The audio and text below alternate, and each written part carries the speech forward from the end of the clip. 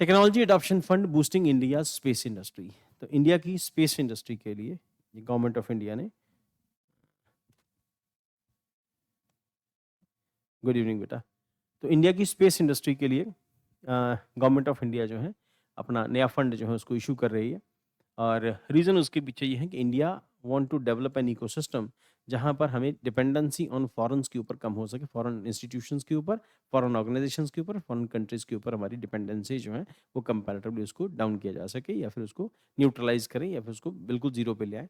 अब ऑब्वियसली उसके लिए अपना इकोसिस्टम आपको डेवलप करना होगा। इसके यहाँ पर आपको प्राइवेट कंपनीज़ को प्रमोट करना होगा, which was initially not allowed but now the government of India is allowing so that you can develop in a ecosystem. हम लोग मिल के इस तरह का सिस्टम डेवलप करते हैं।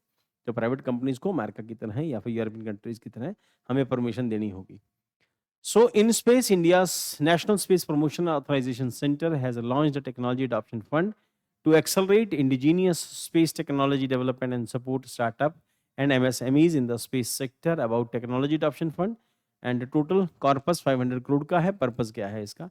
तो reduce reliance on imported space technology. सबसे बड़ा एस्पेक्ट तो यही है कि इम्पोर्टेड के ऊपर जो है रोल कम करना है, एम्फेसिस जो है वो कम करना है।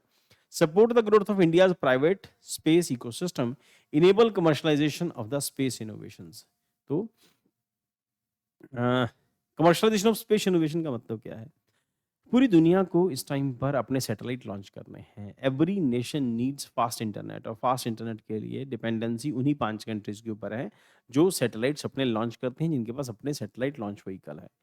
तो अभी तक इंडिया के लिए एक जो हर्डल था हमारे लिए कि हम लोग 3 टन से ज़्यादा के सैटेलाइट लॉन्च नहीं कर सकते। उसके लिए इंडिया ने अपना नया जो स्पेस व्हीकल जो है उसको लॉन्च किया है और उस नए स्पेस व्हीकल से हम 5 टन तक के सैटेलाइट्स को लॉन्च कर सकते हैं। अभी तक इंडिया जो है वो यूरोपियन स्पेस एजेंसी से या फिर एलन मस्क की कंपनी से या फिर हम लोग अमेरिका से लॉन्च कराते थे, जो फ्लोरिडा में उनका सेंटर है, वहाँ से करते थे। Now India has developed its own.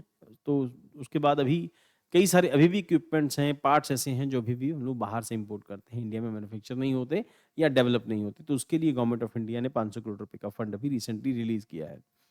और देखो बिना बिना गवर्नमेंट की सपोर्ट के, बिना गवर्नमेंट के पैसे के ऐसा होने वाला पॉसिबल नहीं है। अब इसके लिए हमें समझना होगा कि क्यों इकोनॉमिक ग्रोथ ज़रूरी होती है, क्यों टैक्स कलेक्शन जो है एसेंशियल हो जाता है और टैक्स इम्पोज़िशन एसेंशियल हो जाता है। सरकारें मजबूर हो जाती हैं क्योंकि सरकारों को पैसा चाहिए, फंड चाहिए और जब ये सब कुछ होगा तो सरकार के पास फंड आएगा, अल्टीमेटली इंडिया की वेल्थ इंक्रीज़ होगी। So enable commercialisation of space innovations.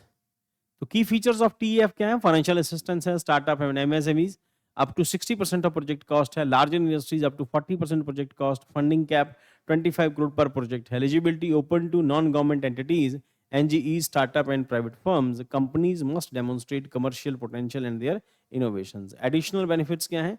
Technical guidelines by the mentorship for the company, support for early stage space technology commercialization, helps companies refine technology and enhance production, enable global competitiveness in Indian space startup. Impact क्या होगा इसका? Encourages R&D in advance technology और space technology, bridges gap between early stage innovation and market ready productions, strengthen public private collaboration in the space industry. तो अकेला सरकारी कंपनियां सब कुछ नहीं कर सकती, गवर्नमेंट ऑफ इंडिया को परमिट करना पड़ेगा, उनके लिए उनको फंड भी अवेलेबल करना है। तो गवर्नमेंट ऑफ इंडिया ने 500 करोड़ रुपए का फंड दिया है।